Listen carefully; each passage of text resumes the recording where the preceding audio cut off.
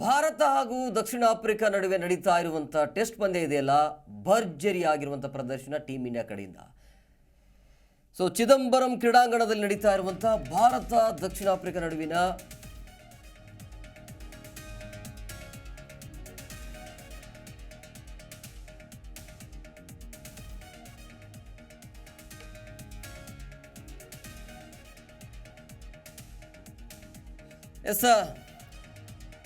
ನೋಡಿ, ಭಾರತ ಮತ್ತು ದಕ್ಷಿಣ ಆಫ್ರಿಕಾ ನಾಳೆ ಅಂತೂ ಫೈನಲ್ ಫೈಟ್, ಇತಿಹಾಸ ಸೃಷ್ಟಿ ಆಗತ್ತೆ. ಒಟ್ಟಲ್ಲಿ ನಾಳೆ ಯಾವ ಟೀಮ್ ಗೆಲ್ಲತ್ತೆ ಅದನ್ನು. ಯಾಕಂದರೆ for the first time Dakshina Africa final ಪ್ರವೇಶ ಮಾಡಿದೆ.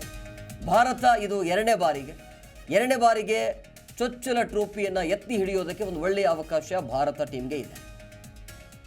ಸೊ ಈ ರೀತಿ ಅಂದರೆ ಭಾರತದ ಕಡೆಯಿಂದ ಅದ್ಭುತವಾಗಿರುವಂಥ ಪ್ರದರ್ಶನ ಅಂತೂ ನಡೀತಾ ಇದೆ.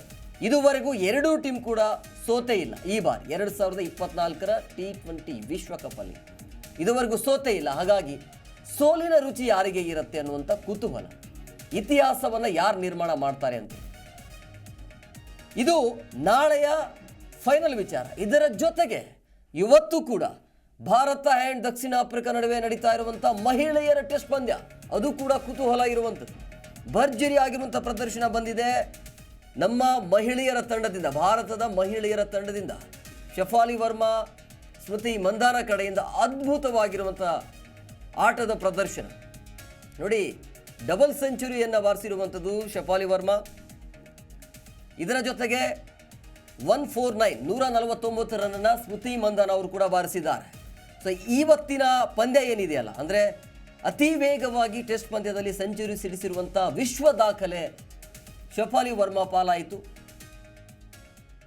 ಸೊ ಈ ರೀತಿಯ ಪ್ರದರ್ಶನ ಭಾರತದಿಂದ ಬರ್ತಾ ಇದೆ. ಇಲ್ಲಿ ಲೇಡೀಸ್ ಅಂತ ಬಂದಾಗ, ಮಹಿಳೆಯರು ಅಂತ ಬಂದಾಗ, ಇಲ್ಲಿ ದಕ್ಷಿಣ ಆಫ್ರಿಕಾ ವಿರುದ್ಧ ನಾಳೆ ಕುತೂಹಲ ಇರುವಂಥ ಪಂದ್ಯ, ಫೈನಲ್ ಪಂದ್ಯ, ಅದು T20 ವಿಶ್ವಕಪ್.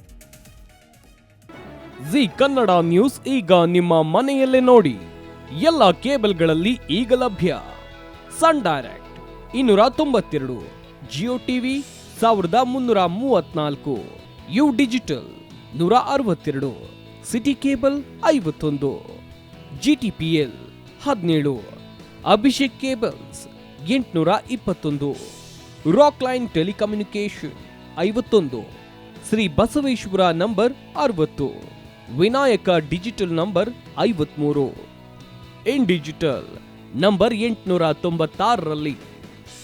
ನಿಮ್ಮಿಸ್ತದ ಜಿ ಕನ್ನಡ ನ್ಯೂಸ್ ನೋಡಿ ಆನಂದಿಸಿ.